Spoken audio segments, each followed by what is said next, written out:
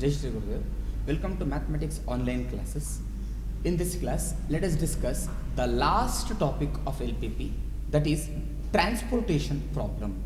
So, ನಿಮ್ಮ ಈ problem miscellaneous ಎಕ್ಸಾಂಪಲ್ಸಲ್ಲಿ ಕೊನೆಯ ಪ್ರಾಬ್ಲಮ್ ಆಗಿದೆ. ಅದನ್ನು ನೋಡ್ಕೋಬೋದು. ಪ್ರಾಬ್ಲಮ್ ಸ್ವಲ್ಪ ಲೆಂತಿ ಇದೆ, ನಾನು ಹಾಗೆ ಹೇಳ್ತಾ ಹೋಗ್ತೀನಿ. ಟೆಕ್ಸ್ಟ್ ಬುಕ್ ಇಟ್ಕೊಂಡು ಅದನ್ನು ನೋಡ್ತಾ ಹೋಗಿ ಕ್ಲಿಯರಾಗಿ ಅರ್ಥ ಆಗುತ್ತೆ. ನೋಡಿ, ಆ ಪ್ರಾಬ್ಲಮಲ್ಲಿ ಏನು ಹೇಳ್ತಾನೆ, there are 2 factories located at place P and another at a place Q. ಅವನೇನು ಹೇಳಿದ್ದಾನೆ, ಒಂದು ಪ್ಲೇಸ್ ಪಿ ಅನ್ನೋ ಜಾಗದಲ್ಲಿ ಲೊಕೇಟ್ ಆಗಿದೆ, ಇನ್ನೊಂದು ಪ್ಲೇಸ್ ಕ್ಯೂ ಅನ್ನೋ ಜಾಗದಲ್ಲಿ ಲೊಕೇಟ್ ಆಗಿದೆ. ಈ ಪ್ರಾಬ್ಲಮ್ ಮೊದಲೇ ಹೇಳಿದಂಗೆ ಟ್ರಾನ್ಸ್ಪೋರ್ಟೇಷನ್ ಪ್ರಾಬ್ಲಮ್ಮು ಎಲ್ಲ ಥರದ ಪ್ರಾಬ್ಲಮ್ಗಿಂತ ಡಿಫ್ರೆಂಟ್ ಪ್ರಾಬ್ಲಮ್ಮು. ಇದನ್ನು ಬೇರೆ ಅಪ್ರೋಚಲ್ಲಿ ಮಾಡಬೇಕು, ಬೇರೆ ರೀತಿಯೇ ನಾವು ಇದಕ್ಕೆ ಟೇಬಲ್ ಹಾಕೋಕ್ಕಾಗಲ್ಲ, ಬೇರೆ ರೀತಿ ಡಯಾಗ್ರಾಮ್ ಹಾಕಬೇಕಾಗುತ್ತೆ. ನೋಡ್ಕೊಳ್ಳಿ ಏನಾಗ್ತಾ ಇದೆ. ಒಂದು ಪಿ ಅನ್ನೋ ಪ್ಲೇಸ್ ಇದೆ, ಇನ್ನೊಂದು ಕ್ಯೂ ಅನ್ನೋ ಪ್ಲೇಸ್ ಇದೆ. ಈ ಎರಡು ಪ್ಲೇಸಲ್ಲಿ ಏನಾಗಿದೆ, ಫ್ಯಾಕ್ಟ್ರಿ ಲೊಕೇಟ್ ಆಗಿದೆ ಅಂತ ಹೇಳಿದ್ದಾನೆ. ಮುಂದಕ್ಕೆ ಹೇಳ್ತಾನೆ ನೋಡಿ, ಅದು ಏನೋ ಪ್ರೊಡಕ್ಷನ್ ಮಾಡ್ತಾ ಇದೆ ಫ್ಯಾಕ್ಟ್ರಿ ಅಂದಮೇಲೆ. So it do supply the production items to some of the depots. ಏನಂದರೆ ಫ್ಯಾಕ್ಟ್ರಿಲಿ ಪ್ರೊಡ್ಯೂಸ್ ಆಗಿದ್ದು ಬೇರೆ ಒಂದು ಅಂಗಡಿಗಳಿಗೂ ಎಲ್ಲಿಗೂ ಇದಾಗಬೇಕಲ್ವ, ಟ್ರಾನ್ಸ್ಪೋರ್ಟ್ ಆಗಬೇಕಲ್ವ. ಆ ರೀತಿ ಅದು 3 ಡಿಪೋಗಳಿಗೆ ಟ್ರಾನ್ಸ್ಪೋರ್ಟ್ ಮಾಡ್ತಾ ಇದೆ. ಅದು ಏನು ಪ್ರೊಡಕ್ಷನ್ ಮಾಡ್ತಾ ಇದೆಯೋ ಅದನ್ನು. ಎಲ್ಲೆಲ್ಲಿದೆ ಡಿಪೋ ಅಂತಂದರೆ ಎ, ಬಿ ಮತ್ತು ಸಿ ಅನ್ನೋ 3 ಡಿಪೋಗಳಿದೆಯಂತೆ ಇಲ್ಲಿ. ಎ ಅನ್ನೋ ಒಂದು ಡಿಪೋ ಇದೆ, ಬಿ ಅನ್ನೋ ಇನ್ನೊಂದು ಡಿಪೋ ಇದೆ, ಸಿ ಅನ್ನೋ ಇನ್ನೊಂದು ಡಿಪೋ ಇದೆ. ಸರಿ, 2 ಫ್ಯಾಕ್ಟ್ರಿಗಳು, ಒಂದು ಪಿ ಮತ್ತು ಕ್ಯೂ, 2 ಪ್ಲೇಸಲ್ಲಿದೆ ಬೇರೆ ಬೇರೆ ಕಡೆ. 3 ಡಿಪೋಗಳಿಗೆ ಆ 2 ಫ್ಯಾಕ್ಟ್ರಿಲಿ ಒಂದೇ ಐಟಮ್ ಪ್ರೊಡ್ಯೂಸ್ ಆಗೋದು. ಬಟ್ ಆ ಎರಡೂ ಎ ಬಿ ಸಿ ಅನ್ನೋ 3 ಡಿಪೋಗಳಿಗೆ ಏನು ಮಾಡ್ತಾ ಇದೆ, ಅದು ಆ ಐಟಮ್ಸ್ನ ಟ್ರಾನ್ಸ್ಪೋರ್ಟ್ ಮಾಡ್ತಾ ಇದೆ. ಸರಿ, ಆಯಿತು. ಹಾಗಾದರೆ ಏನು ಹೇಳಿದ್ದಾನೆ ಮುಂದಕ್ಕೆ ಅಂತಂದರೆ, ಪಿ ಮತ್ತು ಕ್ಯೂನಲ್ಲಿ ಪ್ರೊಡಕ್ಷನ್ ಕೆಪಾಸಿಟಿಗಳು ಅವನು ಹೇಳ್ತಾ ಇರೋದು. ಪಿ ಮತ್ತು ಕ್ಯೂನಲ್ಲಿ ಪ್ರೊಡಕ್ಷನ್ ಕೆಪಾಸಿಟಿ, ಪಿ ಯಲ್ಲಿ 8 ಯೂನಿಟ್ಟು, ಕ್ಯೂ ಅಲ್ಲಿ 6 ಯೂನಿಟ್ ಇದೆಯಂತೆ ಪ್ರೊಡಕ್ಷನ್ ಕೆಪಾಸಿಟಿ. ಪಿ ಯಲ್ಲಿ 6 ಯೂನಿಟ್ಟು, ಕ್ಯೂ ಅಲ್ಲಿ ಪಿ ಯಲ್ಲಿ 8 ಯೂನಿಟ್ ಇದೆ, ಕ್ಯೂ ಅಲ್ಲಿ 6 ಯೂನಿಟ್ ಇದೆ. ಏನಿದು ಪ್ರೊಡಕ್ಷನ್ ಕೆಪಾಸಿಟಿ ಅಂದರೆ ಅಲ್ಲಿ ಏನೇ ಪ್ರೊಡ್ಯೂಸ್ ಮಾಡಿದ್ರೆ 8 ಯೂನಿಟ್ ಪ್ರೊಡ್ಯೂಸ್ ಮಾಡ್ತಾನೆ, ಇಲ್ಲ ಅದನ್ನೇ 6 ಯೂನಿಟ್ ಪ್ರೊಡ್ಯೂಸ್ ಮಾಡ್ತೀಯಾನೆ. ಬಟ್ ಅದು ಪ್ರೊಡಕ್ಷನ್ ಕೆಪಾಸಿಟಿ ಆಯಿತು. ಹಾಗಾಗಿ ನನಗೆ ಎಷ್ಟು ಬೇಕು ಅನ್ನೋದಿರುತ್ತಲ್ಲ, ಆ ಎ ಬಿ ಸಿ ಡಿಪೋಗಳಿಗೆ ಹೇಳ್ತಾನೆ ಎಗೆ 5 ಯೂನಿಟ್ ಬೇಕಂತೆ, ಬಿಗೆ 5 ಯೂನಿಟ್ ಬೇಕು, ಹಾಗೆ ಸಿಗೂ ಸಹ 4 ಯೂನಿಟ್ ಬೇಕು. ಸೊ ಎಗೆ 5 ಯೂನಿಟ್ಟು, ಬಿಗೆ 5 ಯೂನಿಟ್ಟು, ಸಿಗೆ 4 ಯೂನಿಟ್ಗಳಷ್ಟು ಆ ಏನು ಇದನ್ನು ಪ್ರೊಡಕ್ಷನ್ ಮಾಡ್ತಾನೆ ಐಟಮನ್ನು, ಅದು ಅವಶ್ಯಕತೆ ಇದೆ. ಈಗ ಆಬ್ವಿಯಸ್ಲಿ ಏನಾಗುತ್ತೆ, ಪಿಯಿಂದ ಎಗೂ ಸಪ್ಲೈ ಆಗಬೇಕು, ಬಿಗೂ ಸಪ್ಲೈ ಮಾಡಬೇಕು, ಸಿಗೂ ಸಪ್ಲೈ ಮಾಡಬೇಕು. ಅದೇ ಥರ ಕ್ಯೂ ಇಂದನೂ ಎಗೆ ಸಪ್ಲೈ ಮಾಡಬೇಕು, ಬಿಗೆ ಸಪ್ಲೈ ಮಾಡಬೇಕು, ಹಾಗೆ ಸಿಗೆ ಸಪ್ಲೈ ಮಾಡಬೇಕು. ಮುಂದಕ್ಕೆ ಹೇಳ್ತಾನೆ ನೋಡಿ, ಅವನೇನು ಹೇಳಿದಾನೆ ಮುಂದಕ್ಕೆ, ಪಿ ಇಂದ ಎಗೆ ಸಪ್ಲೈ ಮಾಡೋಕ್ಕೆ ಎಷ್ಟು ದುಡ್ಡು ಖರ್ಚಾಗುತ್ತೆ ಅಂತ ಹೇಳ್ತಾನೆ. ಯಾಕಂದರೆ ಪಿ ಅನ್ನೋ ಫ್ಯಾಕ್ಟ್ರಿ ಇದೆ, ಫ್ಯಾಕ್ಟ್ರಿ ಒಂದು ಕಡೆ ಇರೋದು, ಡಿಪೋಗಳು 3 ಬೇರೆ ಬೇರೆ ಕಡೆ ಇದೆ. ಆ ಪಿ ಅನ್ನೋ ಫ್ಯಾಕ್ಟ್ರಿಯಿಂದ ಎ ಡಿಪೋಗೆ ಹೋದರೆ ಎಷ್ಟು ಖರ್ಚಾಗುತ್ತೆ ಇವನಿಗೆ, ಅದನ್ನು ಹೇಳ್ತಾನೆ ನೋಡಿ. ಪಿ ಇಂದ ಎಗೆ ಹೋದರೆ 160 ರೂಪಾಯಿ ಖರ್ಚಾಗುತ್ತಂತೆ. ಅದನ್ನು ಇಲ್ಲಿ ಬರ್ಕೊಂಡಿರ್ತೀನಿ ನೋಡಿ, 160 ರೂಪಾಯಿ ಖರ್ಚಾಗುತ್ತೆ.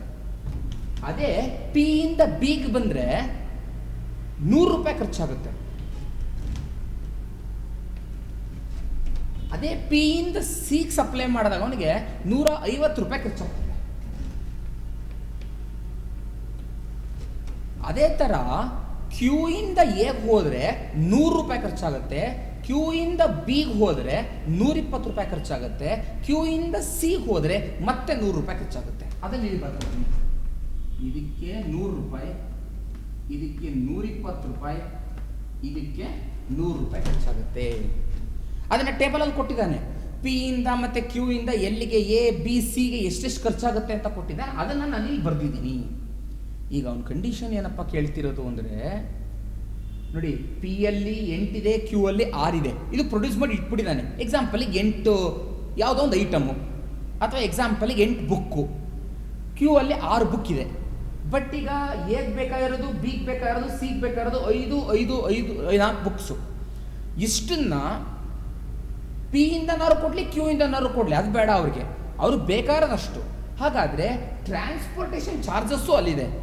ಹಾಗಾದರೆ ಟ್ರಾನ್ಸ್ಪೋರ್ಟೇಷನ್ ಕಾಸ್ಟು ಮಿನಿಮಮ್ ಬರೋ ರೀತಿ, ತುಂಬ ಕಮ್ಮಿ ಆಗೋ ರೀತಿ, ಯಾವ ಫ್ಯಾಕ್ಟ್ರಿಯಿಂದ ಯಾವ ಡಿಪೋಗೆ ಎಷ್ಟು ಯೂನಿಟ್ಸನ್ನು ಕೊಟ್ಟಾಗ ಟ್ರಾನ್ಸ್ಪೋರ್ಟೇಷನ್ ಕಾಸ್ಟ್ ಕಮ್ಮಿ ಆಗುತ್ತೆ ಅನ್ನೋದು ನನ್ನ ಉದ್ದೇಶ. ಕಂಡುಹಿಡಿಬೇಕಾದ್ರೆ ನನಗೆ. ಸೊ ಹೇಗಪ್ಪ ಕಂಡುಹಿಡಿಯೋದು ಈ ಪ್ರಾಬ್ಲಮ್ಮನ್ನು? ಸರಿ, ಕ್ಲೀನಾಗಿ ಅರ್ಥ ಮಾಡ್ಕೊಳ್ಳಿ. ಹೇಳ್ತಾ ಇರೋದು ತುಂಬ ಕ್ಲೀನಾಗಿ ಅರ್ಥ ಆದರೆ ಪ್ರಾಬ್ಲಮ್ಮು ಈಸಿ ಆಗುತ್ತೆ. ನೋಡಿ, ಪಿ ಇಂದ ಎಗೆ ಈ ಆ್ಯಕ್ಚುಲಿ ಕೊಡಬೇಕು ಏನೋ ಒಂದು ಐಟಮ್ ಅಲ್ವಾ. ಎಷ್ಟು ಬೇಕು ಎಗೆ? 5 ಬೇಕಾಗಿದೆ. ನಾನೇನು ಮಾಡ್ತೀನಿ, ಸಮ್ ಎಕ್ಸ್ ಅನ್ನೋ ಅಷ್ಟು ಕೊಡ್ತೀನಿ. ಈಗ ಏನು ಮಾಡ್ತಾ ಇದ್ದೀನಿ, ಎಕ್ಸ್ ಅನ್ನೋ ಅಷ್ಟನ್ನ ಕೊಡ್ತಾ ಇದ್ದೀನಿ. ಸರಿ, ಪಿ ಇಂದ ಬಿಗೆ ಏನು ಮಾಡ್ತೀನಿ, ಸಮ್ ವೈ ಅನ್ನೋ ಅಷ್ಟನ್ನ ಕೊಡ್ತಾ ಇದ್ದೀನಿ. ಎಷ್ಟು ಅಂತ ಗೊತ್ತಿಲ್ಲ, ಸಮ್ ವೈ ಅನ್ನೋ ಅಷ್ಟನ್ನ ಕೊಡ್ತಾ ಇದ್ದೀನಿ. ಹಾಗಾದ್ರೆ ಈಗ ಪಿ ಇಂದ ಸಿಗೆ ಎಷ್ಟು ಕೊಡಬೇಕು, ನಾನು ಎಷ್ಟು ಕೊಡ್ಬೋದು ಅದನ್ನು ನೋಡ್ತಾ ಹೋದಾಗ ನೋಡಿ, ಎಕ್ಸಾಂಪಲ್ಗೆ ನನ್ನ ಹತ್ರ ಈಗ 100 ರೂಪಾಯಿ ಇದೆ. ನಾನು 100 ರೂಪಾಯಿಯಲ್ಲಿ 3 ಜನಕ್ಕೆ ಹಂಚಬೇಕು. ನಾನೇನು ಮಾಡ್ತೀನಿ, ಒಬ್ಬಂಗೆ 50 ರೂಪಾಯಿ ಕೊಟ್ಬಿಡ್ತೀನಿ. ಸರಿ, ಇನ್ನೊಬ್ಬಂಗೆ 20 ರೂಪಾಯಿ ಕೊಟ್ಟಿದ್ದೀನಿ. ಎಷ್ಟು ರೂಪಾಯಿ ಆಯಿತು? 70 ರೂಪಾಯಿ ಆಯಿತು. ಹಾಗಾದರೆ ನನಗೆ ಇನ್ನೊಬ್ಬಂಗೆ ಕೊಡೋಕ್ಕೆ ಎಷ್ಟು ದುಡ್ಡು ಉಳಿದಿದೆ? ನನ್ನ ಹತ್ರ ಇರೋದೇ 30 ರೂಪಾಯಿ. ಯಾಕಂದರೆ ಒಬ್ಬಂಗೆ 50 ಕೊಟ್ಟೆ, ಇನ್ನೊಬ್ಬಂಗೆ 20 ಕೊಟ್ಟೆ. ಹಾಗಾದ್ರೆ ಕೊನೆಯವನು ನನ್ನ ಹತ್ರ ಉಳ್ಕೊಂಡಿರೋದೇನೆ 30 ರೂಪಾಯಿ. 30 ರೂಪಾಯಿ ಹೆಂಗೆ ಉಳಿತು? ನನ್ನ ಹತ್ರ ಇದ್ದಿದ್ದು 100 ರೂಪಾಯಿಯಲ್ಲಿ ಕೊಟ್ಟಿದ್ದು ಮೊದಲನೇವನಿಗೆ 50 ರೂಪಾಯಿ ಕಳೆದೆ, -50 ಮಾಡಿದೆ, ಆಗ 50 ಬಂತು. ಮತ್ತೆ ಆ 50ಅಲ್ಲಿ ಎರಡನೇವನಿಗೆ 20 ರೂಪಾಯಿ ಕೊಟ್ಟಿದ್ದನ್ನು ಕಳೆದೆ, -20 ಮಾಡಿದೆ. ಆಗ ನನ್ನ ಹತ್ರ ಕೊನೆಯಲ್ಲಿ ಎಷ್ಟು ಉಳಿದಿದೆ ಅನ್ನೋದು ಬಂತಲ್ವಾ. ಅದೇ ಥರ ಈಗ ಪಿ ಇಂದ ಸಿಗೆ ಎಷ್ಟಪ್ಪ ಕೊಡಬೇಕು ಅಂತಂದರೆ ನೋಡಿ, ನನ್ನ ಹತ್ರ ಇರೋದೇ 8, ಪಿ ಅವನ ಹತ್ರ ಇರೋದೇ 8. ಅದರಲ್ಲಿ ಹೇಗೆ ಏನು ಮಾಡ್ದ, ಎಕ್ಸ್ ಅಷ್ಟು ಕೊಟ್ಬಿಟ್ಟ, ಅದನ್ನು ಕಳೆದೆ. ಮತ್ತೇನು ಮಾಡ್ದ, ಬಿ ಅವನಿಗೆ ವೈ ಎಷ್ಟು ಕೊಟ್ಟ, ಅದನ್ನು ಕಳಿಬೇಕು. ಹಾಗಾದರೆ ಅಲ್ಲಿ ಎಷ್ಟು ಉಳ್ಕೊಳ್ಳುತ್ತೋ, 8ರಲ್ಲಿ ಎಕ್ಸ್ ಕಳೆದು ವೈ ಕಳೆದಾಗ ಎಷ್ಟು ಉಳ್ಕೊಳ್ಳುತ್ತೋ ಅದನ್ನು ನಾವು ಸಿಗೆ ಸಪ್ಲೈ ಮಾಡ್ತಿದ್ದಾನೆ. ಪಿ ಇಂದ ಬಂದಿದ್ದು ಮುಗೀತೀಗ. ನೆಕ್ಸ್ಟ್ ಕ್ಯೂ ಇಂದ ಇರೋದು ಇದು ಡಿಫ್ರೆಂಟ್. ಈಗ ನೋಡಿ, ಈಗ ನನಗೆ ಏನೋದು ನಾನು ಅಂತ ತಗೋತೀನಿ. ಈಗ ನನಗೆ ಒಂದು 50 ರೂಪಾಯಿಗಳ ಅವಶ್ಯಕತೆ ಇದೆ ಅಂತ ಇಟ್ಕೊಳ್ಳೋಣ. ಇಷ್ಟು 50 ರೂಪಾಯಿಗಳ ಅವಶ್ಯಕತೆ ನನಗಿದೆ. ಈಗ ನಾನೇನು ಮಾಡ್ತೀನಿ, ಇಬ್ಬರ ಹತ್ರ ಕೇಳ್ತೀನಿ ದುಡ್ಡನ್ನು, ಕೊಡಪ್ಪ ಕೊಡು ಅಂತ.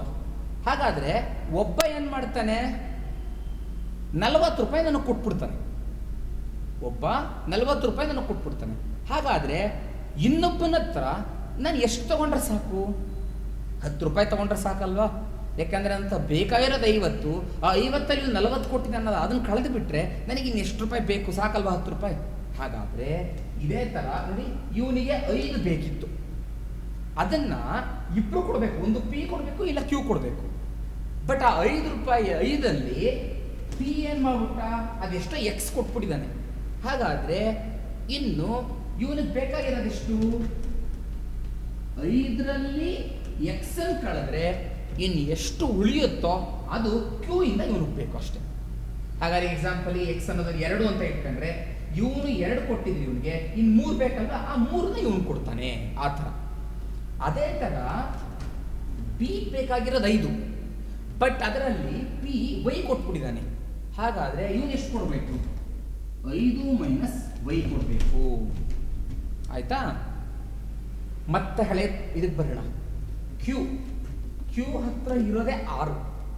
ಅವನೇನು ಮಾಡ್ದ, ಎಗೆ 5 ಮೈನಸ್ ಎಕ್ಸಲ್ ಕೊಟ್ಟಿದ್ದಾನೆ, ಒಂದು ಭಾಗ ಯಾವುದೋ ಕೊಟ್ಟಿದ್ದಾನೆ. ಬಿಗೆ 5 ಮೈನಸ್ ವೈ ಕೊಟ್ಟಿದ್ದಾನೆ. ಹಾಗಾದ್ರೆ ಸಿಗೆ ಎಷ್ಟು ಉಳಿದಿದೆ ಅವನ ಹತ್ರ ಕೊಡೋಕ್ಕೆ? ಹಾಗಾದ್ರೆ ನೋಡಿ, ಅದನ್ನೇನು ಮಾಡಬೇಕು, ಆಗ ಮತ್ತೆ ಮಾಡಬೇಕಾಗಿರೋದು ಏನಂತ, 6 ಮೈನಸ್ 6ರಲ್ಲಿ ಎ ಕೊಟ್ಟಿದ್ದೆಷ್ಟು? 5 ಮೈನಸ್ ಎಕ್ಸ್, ಅದನ್ನು ಕಳೆದೆ. ಮತ್ತೆ ಬಿ ಕೊಟ್ಟಿದ್ದೆಷ್ಟು? 5 ಮೈನಸ್ ವೈ, ಅದನ್ನು ಕಲಿತೀನಿ. ಸೊ ಇದನ್ನ ಸಿಗೆ ಕೊಡ್ತಾನವನು. ಇದು ಫಿಗರ್ ಬರ್ಕೊಳ್ಳೋದು. ನೆಕ್ಸ್ಟ್ ಈ ಫಿಗರಿಂದ ನಾನೀಗ ನೆಕ್ಸ್ಟ್ ಏನು ಮಾಡಬೇಕಪ್ಪ ಅಂತ ಹೇಳಿದ್ರೆ ಕ್ಯಾಲ್ಕುಲೇಟ್ ಮಾಡಿ ವ್ಯಾಲ್ಯೂನ ಬರಿಬೇಕು. ಅಂದರೆ ನಿಮ್ಮ ಆಬ್ಜೆಕ್ಟಿವ್ ಫಂಕ್ಷನ್ಸ್ನ ಬರಿಬೇಕು. ಹೇಗೆ ಬರೆಯೋದು ಇದರಿಂದ ಸರ್? ನೋಡಿ ಹೆಂಗೆ ಬರೀಬೇಕಪ್ಪ ಅಂತ ಹೇಳಿದ್ರೆ ನನ್ನ ಉದ್ದೇಶ ಏನಿದೆ? ಟ್ರಾನ್ಸ್ಪೋರ್ಟೇಷನ್ ಕಾಸ್ಟನ್ನ ಮಿನಿಮೈಸ್ ಮಾಡಬೇಕು. ಆಗ ನಾನೇನು ಮಾಡ್ತೀನಿ, ಇಲ್ಲಿ ಮಿನಿಮೈಸ್ ಅಂತ ಬರೀತೀನಿ. Minimise z is equal to ಏನು ಮಾಡಬೇಕಪ್ಪ, ಹೇಗೆ ಇದನ್ನು ಮಾಡೋದು ಅಂತಂದರೆ ನೋಡಿ 160 ರೂಪಾಯಿ ಪಿ ಇಂದ ಹೇಗೆ ಬರೋಕ್ಕೆ, ಬಟ್ ಅದು 1 ಯೂನಿಟ್ಗೆ. ಹಾಗಾಗಿ ಇವನು ಎಷ್ಟು ಯೂನಿಟ್ ಕೊಟ್ಟಿದ್ದಾನೆ? ಎಕ್ಸ್ ಯೂನಿಟ್ ಕೊಟ್ಟಿದ್ದಾನೆ. ಹಾಗಾದರೆ ಈಗ 2 ಯೂನಿಟ್ ಆಗಿದ್ರೆ 320 ರೂಪಾಯಿ, 3 ಯೂನಿಟ್ ಕೊಟ್ಟರೆ 480 ರೂಪಾಯಿ. ಆ ಥರ ಕ್ಯಾಲ್ಕುಲೇಟ್ ಮಾಡಿದಂಗೆ 160 1 ಯೂನಿಟ್ಗೆ, ಬಟ್ ಎಕ್ಸ್ ಯೂನಿಟ್ಸ್ ಕೊಡ್ತೀಯಾನೆ ಅಂದರೆ 160 ಇಂಟು ಎಕ್ಸ್, 160 ಎಕ್ಸ್ ಅದೊಂದೇ ಸೇರುತ್ತಾ ಟ್ರಾನ್ಸ್ಪೋರ್ಟೇಷನ್ ಕಾಸ್ಟ್ಗೆ? ಇಲ್ಲ. ಇವನು 100 ರೂಪಾಯಿ ಥರ ಎಷ್ಟು ಯೂನಿಟ್ ಕೊಟ್ಟಿದ್ದಾನೆ, ಅದೇ ಥರ 150 ರೂಪಾಯಿ ಥರ ಎಷ್ಟು ಯೂನಿಟ್ ಕೊಟ್ಟಿದ್ದಾನೆ, ಅದೇ ಥರ ಇವನಿಂದ ಎಷ್ಟು ಕೊಟ್ಟಿದ್ದಾನೆ, ಅದೆಲ್ಲ ಕ್ಯಾಲ್ಕುಲೇಟ್ ಆಗೋದು. ಅವ್ರು ಮಲ್ಟಿಪ್ಲೈ ಮಾಡ್ಬೇಕು ಅದನ್ನು. ಯಾವುದನ್ನ? ಟ್ರಾನ್ಸ್ಪೋರ್ಟೇಷನ್ ಕಾಸ್ಟ್ ಎಲ್ಲಿಂದ ಎಲ್ಲಿಗೆ 1 ಯೂನಿಟ್ಗೆ ಇಂಟು ಎಷ್ಟು ಯೂನಿಟ್ ಕೊಟ್ಟಿದ್ದಾನೆ ಅನ್ನೋದನ್ನು ಕ್ಯಾಲ್ಕುಲೇಟ್ ಮಾಡಬೇಕು. ಹೇಗೆ ಮಾಡೋದು? 100 ಇಂಟು ವೈ, ಅಲ್ಲಿಗೆ 100 ವೈ, ಕರೆಕ್ಟಾ? ನೆಕ್ಸ್ಟು ಪ್ಲಸ್ ಈ 150ನ ಇದಕ್ಕೆ ಮಲ್ಟಿಪ್ಲೈ ಮಾಡಬೇಕು. ನೋಡಿ 150 into 8 1200 minus 150 into x 150 x minus 150 into y 150 y. Next ಈ 100ನ್ನ 5 ಮೈನಸ್ ಎಕ್ಸ್ ಮಲ್ಟಿಪ್ಲೈ ಮಾಡ್ತೀನಿ. 105 500 minus 100 into x 100 x plus 120 into 5 600 minus 120 into y 120 y. ಈಗ ನೋಡಿ ಕ್ಯಾಲ್ಕುಲೇಟ್ ಮಾಡಬೇಕಾದ್ರೆ ಇದನ್ನ ಸಿಂಪಲ್ ಫಸ್ಟ್ ಕ್ಯಾಲ್ಕುಲೇಟ್ ಮಾಡ್ಕೊಬಿಡ್ತೀನಿ. ಹೇಗೆ ಅಂತ ಹೇಳ್ತೀನಿ ನೋಡಿ. ಮೈನಸ್ ಇಂಟು ಮೈನಸ್ ಎಕ್ಸ್ ಮಾಡ್ತೀನಿ, ಪ್ಲಸ್ ಎಕ್ಸ್ ಬರುತ್ತೆ. ಮೈನಸ್ ಇಂಟು ಮೈನಸ್ ವೈ ಮಾಡ್ತೀನಿ, ಪ್ಲಸ್ ವೈ ಬಂತು. ಅಂದರೆ ಏನು ಇದೆ? ಪ್ಲಸ್ ಎಕ್ಸ್ ಪ್ಲಸ್ ವೈ, ಅಂದರೆ ಎಕ್ಸ್ ಪ್ಲಸ್ ವೈ ಅಂತ ಅರ್ಥ ಮಾಡ್ಕೊತೀನಿ. ಇಲ್ಲಿ ನೋಡಿ 6 ಮೈನಸ್ 5, 6ರಲ್ಲಿ 5 ಕಳೆದ್ರೆ 1, ಮತ್ತೆ ಮೈನಸ್ 5 ಬ್ರಾಕೆಟ್ ಓಪನ್ ಮಾಡೋದ್ರಿಂದಾಗಿ 1 ಮೈನಸ್ 5 ಅಂದರೆ ಮೈನಸ್ 4. ಹಾಗಾದ್ರೆ ಎಕ್ಸ್ ಪ್ಲಸ್ ವೈ ಉಳಿದಿದೆ, ಮೈನಸ್ 4 ಉಳಿದಿದೆ. ಆ ಎಕ್ಸ್ ಪ್ಲಸ್ ವೈ ಮೈನಸ್ 4ಕ್ಕೆ ಯಾವುದು ಮಲ್ಟಿಪ್ಲೈ ಮಾಡಬೇಕು? 100ನ್ನ. ಹಾಗಾದ್ರೆ 100 ಮತ್ತೆ ಎಕ್ಸ್ ಅಂದರೆ 100 x plus 100 into y 100 y minus 4 ಉಳಿದಿತ್ತು. ಹಾಗಾದ್ರೆ 100 ಇಂಟು 4 4. ಆಯ್ತಾ? ಇದನ್ನ ನಾನೇನು ಮಾಡಬೇಕು? ಸಿಂಪ್ಲಿಫೈ ಮಾಡ್ಕೋಬೇಕು. ಹಾಗಾದ್ರೆ z ಇಸ್ ಈಕ್ವಲ್ ಏನು ಬರುತ್ತೆ ನೋಡೋಣ. ನೋಡಿ ಯಾವುದು ಎಲ್ಲ ಲೈಕ್ ಇದೆ ಅದನ್ನ ಒಂದ್ ಕಡೆ, ಅಂದ್ರೆ ಎಕ್ಸ್ ಒಂದ್ಸಲಿ ವೈ ಒಂದ್ಸಲಿ ಕಾನ್ಸ್ಟೆಂಟ್ಸ್ ಒಂದ್ಸಲಿ ಮಾಡೋಣ. 160 ಎಕ್ಸ್ ಮೈನಸ್ 150 ಎಕ್ಸ್ ಅಂದರೆ 10 ಎಕ್ಸ್ ಉಳಿತು. 10 ಎಕ್ಸ್ ಅಲ್ಲಿ ಇಲ್ಲಿ 100 ಎಕ್ಸ್ ಹೋದ್ರೆ ಮೈನಸ್ 90 ಎಕ್ಸ್, ಮತ್ತಿರೋದು ಇಲ್ಲೊಂದು 100 ಎಕ್ಸ್ ಇದೆ. ಮೈನಸ್ 90 ಪ್ಲಸ್ 100 ಅಂದರೆ 10 ಎಕ್ಸ್ ಉಂಟು, 10 ಎಕ್ಸ್. ವೈಗಳು ನೋಡಿದ್ರೆ 100 ವೈ ಮೈನಸ್ 150 ಅಂದರೆ ಮೈನಸ್ 50 ವೈ, ಮತ್ತೆ ಅಲ್ಲಿ ಲಾಸ್ಟಲ್ಲಿ ಮೈನಸ್ 120, ಅಲ್ಲಿ ಮೈನಸ್ 170 ವೈ, ಇಲ್ಲಿ 100 ವೈ. ಮೈನಸ್ 170 ಪ್ಲಸ್ 100 ಅಂತ ಮೈನಸ್ 70 ವೈ. ನೆಕ್ಸ್ಟ್ ಕಾನ್ಸ್ಟೆಂಟ್ಗಳು 1200, 500, 1700, 600, 2300, 2300ರಲ್ಲಿ 400 ಕಳೆದ್ರೆ 1900. z is equal to 10x minus 70y plus 1900. ಇಷ್ಟು ಬಂತು. ಬಟ್ ಇದು z ಅಷ್ಟೇ ಬಂದಿರೋದು. ಹಾಗಾದ್ರೆ ಸಬ್ಜೆಕ್ಟೆಡ್ ಟು ಕಂಡೀಷನ್ಸ್ ಬರಿಬೇಕಲ್ಲ ಅಥವಾ ಕನ್ಸ್ಟ್ರೇಂಟ್ಸ್ ಬರಿಬೇಕಲ್ಲ, ಅದನ್ನ ಇಲ್ಲಿ ಬರ್ಕೋತೀನಿ ನೋಡಿ. ಸಬ್ಜೆಕ್ಟೆಡ್ ಟು ಕನ್ಸ್ಟ್ರೇಂಟ್ಸ್, ಇದನ್ನ ತುಂಬಾ ಕೇರ್ಫುಲ್ ಆಗಿ ಅರ್ಥ ಮಾಡ್ಕೋಬೇಕು. ಈ ಕನ್ಸ್ಟ್ರೇಂಟ್ಸ್ 4 ಕನ್ಸ್ಟ್ರೇಂಟ್ಸ್ಗಳು ಬರುತ್ತೆ. ಯಾವುದೇ ಟ್ರಾನ್ಸ್ಪೋರ್ಟೇಷನ್ ಪ್ರಾಬ್ಲಮ್ ಅಲ್ಲೂ 4 ಕನ್ಸ್ಟ್ರೇಂಟ್ಸ್ ಬಂದೇ ಬರುತ್ತೆ. ಅದನ್ನು ಹೇಗೆ ಅರ್ಥ ಮಾಡ್ಕೊಳ್ಳೋದು ಸರ್? ಈಗ ನನ್ನ ಹತ್ರ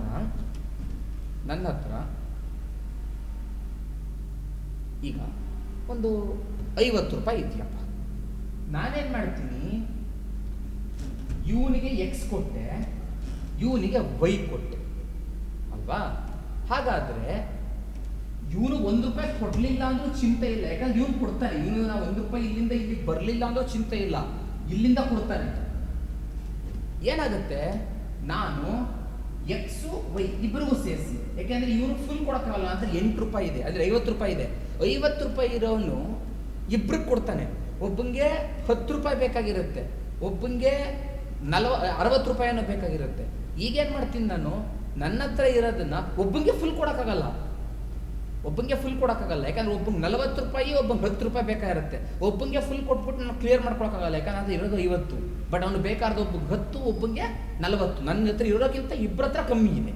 ಸೊ ನಾನೇನು ಮಾಡಿದೆ, ಮ್ಯಾಕ್ಸಿಮಮ್ ಅಂತಂದರೆ ಇವರಿಬ್ಬರಿಗೆ ಸೇರಿಸಿ ಎಷ್ಟು ಕೊಡ್ಬೋದು, 8 ಕೊಡ್ಬೋದು ನನಗೆ ಲೆಕ್ಕ.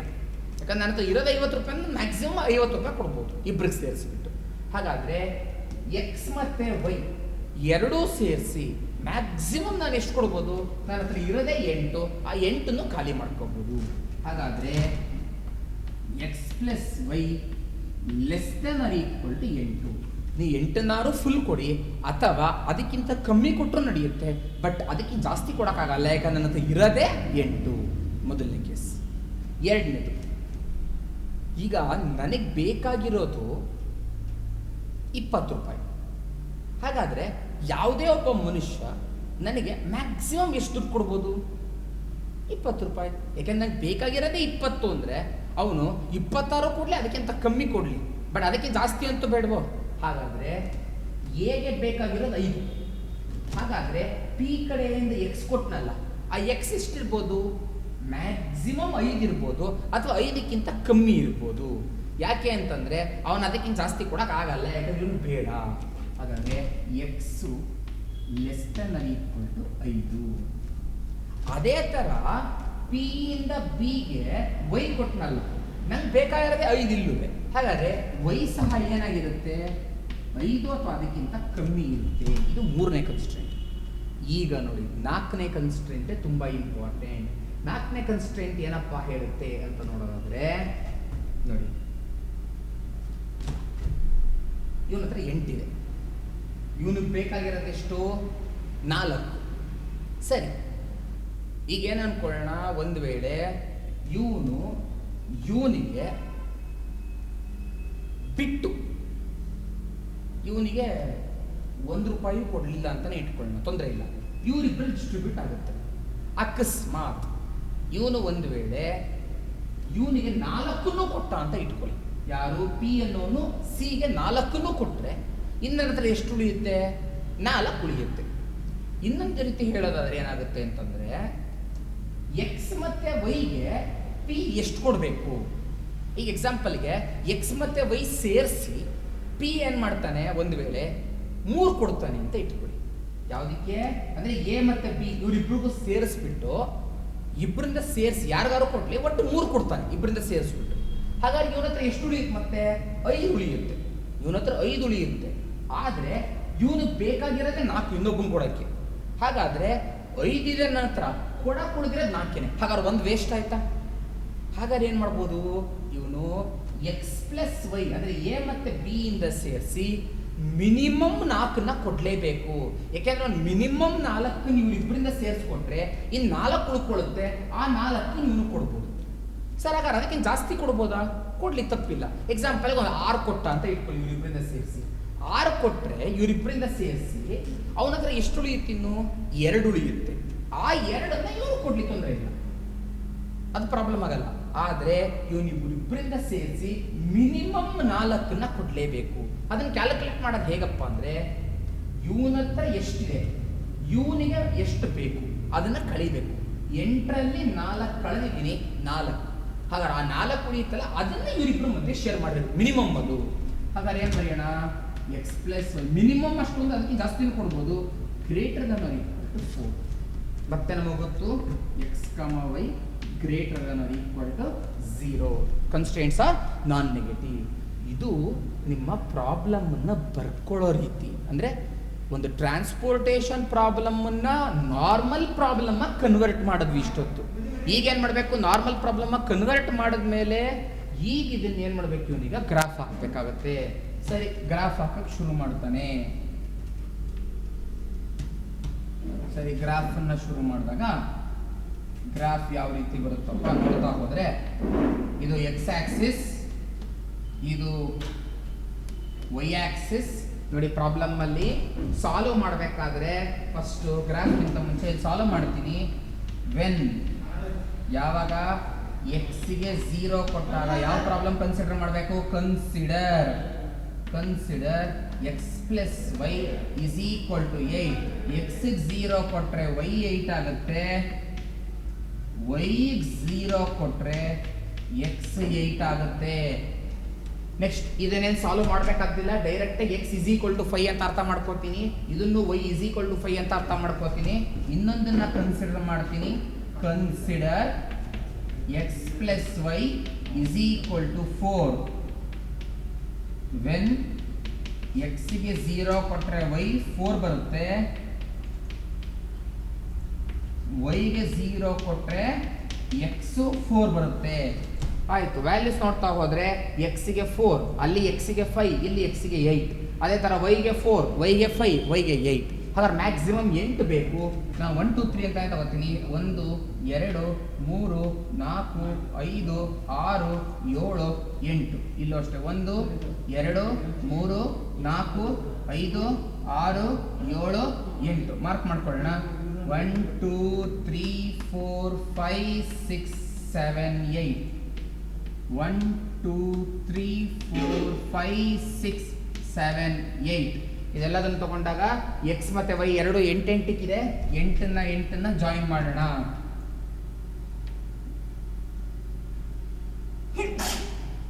ಓಕೆ, ಅದನ್ನ ಜಾಯಿನ್ ಮಾಡಿದ್ಮೇಲೆ x is less than or equal to 5. ಅಂದ್ರೆ ಎಕ್ಸ್ 5 ಅಂದ್ರೆ ಎಲ್ಲಿಗೆ ಬರುತ್ತೆ ನೋಡಿ, ಇಲ್ಲಿ ಎಕ್ಸ್ 5 ಇದೆ. ಸೊ ಇಲ್ಲಿ ತಗೋತೀನಿ, ಇದರ ವ್ಯಾಲ್ಯೂ ಸ್ಟ್ರೈಟ್ ಹಂಗೆ ಎಳಿಬೇಕಿಂದ ಹೇಳಿದ್ದೆ, parallel to the y axis. ಅದೇ ತರ ವೈಗೆ 5 ಅಂದ್ರೆ ಇದು ವೈ. ಹಾಗಾದ್ರೆ ಇದನ್ನ ಈ ರೀತಿ ಹೇಳ್ಕೋಬೇಕಾಗುತ್ತೆ. ನೆಕ್ಸ್ಟ್ ಯಾವ್ದಿದೆ? ಎಕ್ಸ್ಗೆ 4 ವೈಗೆ 4. ಎಕ್ಸ್ಗೆ 4 ವೈಗೆ 4 ಇರೋದು ಎಲ್ಲಿದೆ? ಇಲ್ಲಿ ಎಕ್ಸ್ಗೆ 4 ಇಲ್ಲಿ ವೈಗೆ 4. ಅದೆರಡನ್ನು ಜಾಯಿನ್ ಮಾಡಬೇಕು. ಸೊ ಅದೆರಡನ್ನು ಜಾಯಿನ್ ಮಾಡಿದೆ.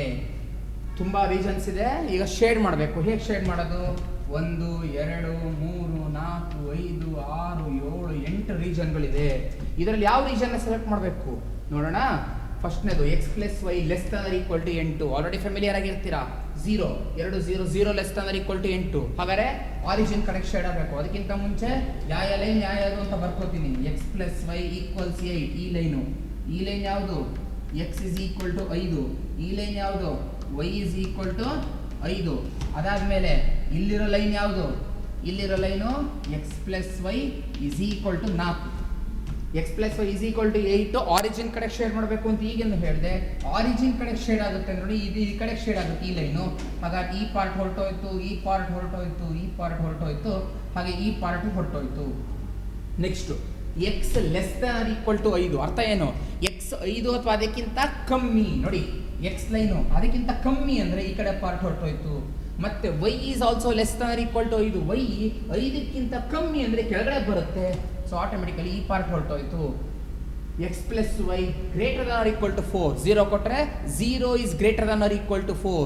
ಸುಳ್ಳು, 0 4ಗೆ ಜಾಸ್ತಿ ಅಲ್ಲ. ಹಾಗಾದರೆ ಈ ಲೈನು ಆರಿಜಿನ್ ಇಂದ ಆಪೋಸಿಟ್ ಕಡೆ ಶೇಡ್ ಆಗಬೇಕು. ಹಾಗಾದ್ರೆ ಆರಿಜಿನ್ ಕಡೆ ಈ ಕಡೆ ಶೇಡ್ ಆಗಲ್ಲ, ಈ ಕಡೆ ಶೇಡ್ ಆಗುತ್ತೆ.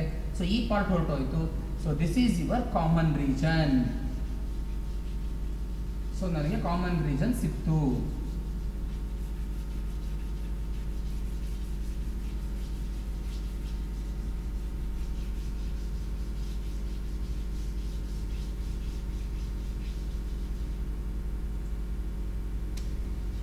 ಓಕೆ, ಇದು ಕಾಮನ್ ರೀಜನ್ ಆಯಿತು.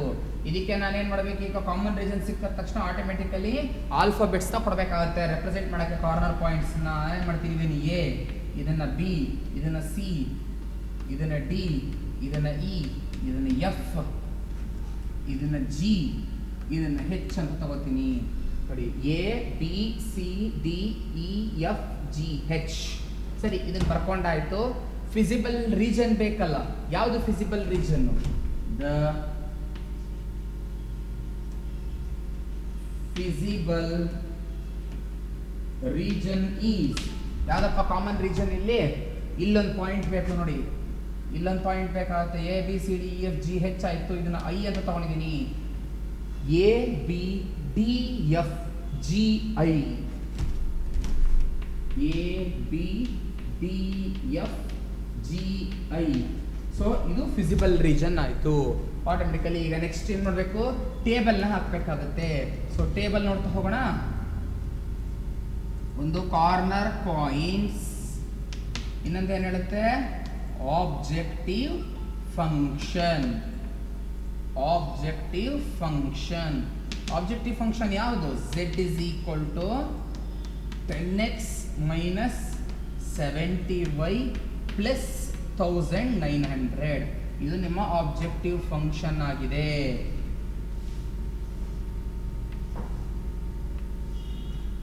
ಕಾರ್ನರ್ ಪಾಯಿಂಟ್ಸ್ ಯಾವುದು, ಎ ಬಿ ಡಿ ಎಫ್